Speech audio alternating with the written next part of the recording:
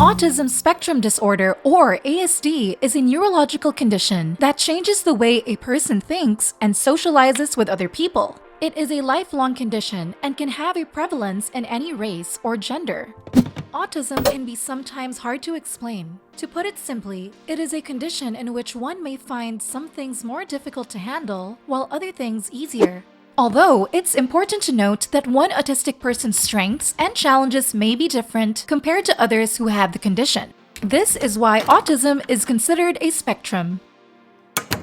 Various visual models help us understand the spectrum, but most find it appropriate to view it as a wheel that measures certain abilities. These include executive function, language, sensory processing, motor skills, perception, and special interests. This model provides a clear image of the attributes an autistic person has. For example, we can say that one person on the spectrum has a passion for creative arts, but may have issues with hypersensitivity.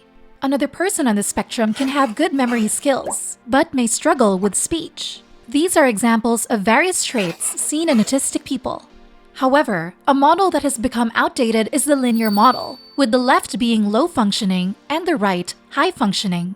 Not only are the functioning labels unapproved medical terms, but the model also does not fully represent an autistic person's full capabilities.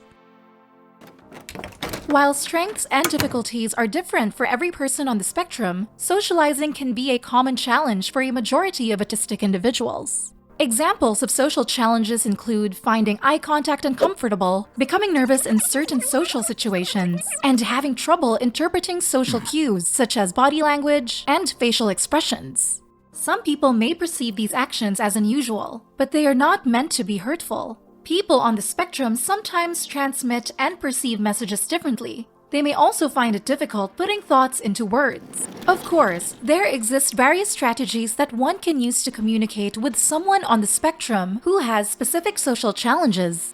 For one, it might be a good idea to use formal language, as some people on the spectrum may find it harder to process slang and various colloquial language. Another strategy would be to utilize nonverbal communication, such as using gestures and nodding in agreement. Even writing stuff out can be beneficial for people on the spectrum, including those who are nonverbal.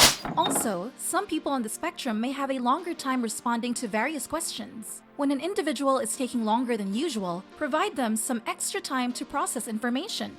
By helping people on the spectrum with whatever challenges they have, we are able to achieve not only autism awareness, but autism acceptance.